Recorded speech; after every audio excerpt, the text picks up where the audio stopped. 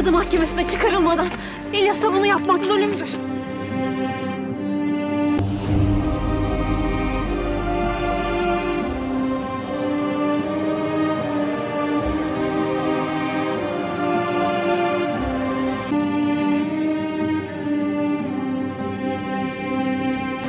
Onun hiçbir suçu yok. Kıymayın ona.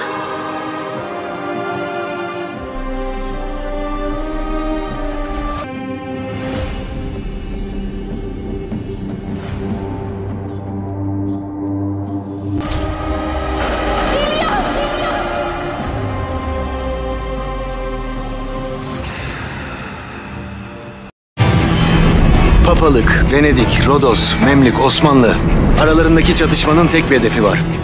Akdeniz'e hükmetmek.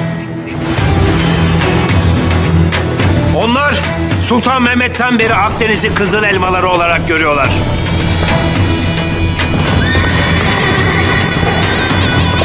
Evvela Akdeniz. Sonra bütün cihan bize yar olmayı bekler.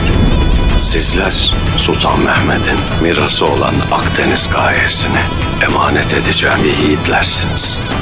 Bizim Akdeniz! Meydanı şehadette hak yoluna devam!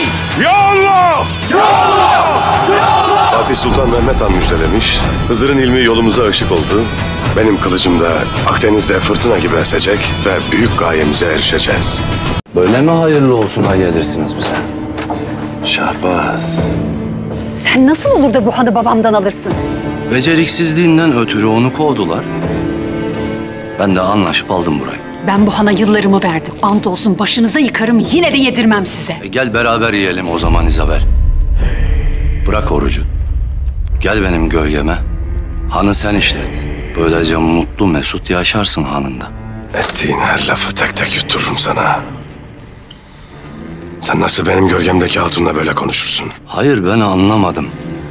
Zoruna giden ne ki? İzabel senin neyin olur ki? Namusum olur. Gölgemize sığınmış hatundur. Namusumuzdur. Bir daha ona hakem söz edersen o dilini keser, yediririm sana.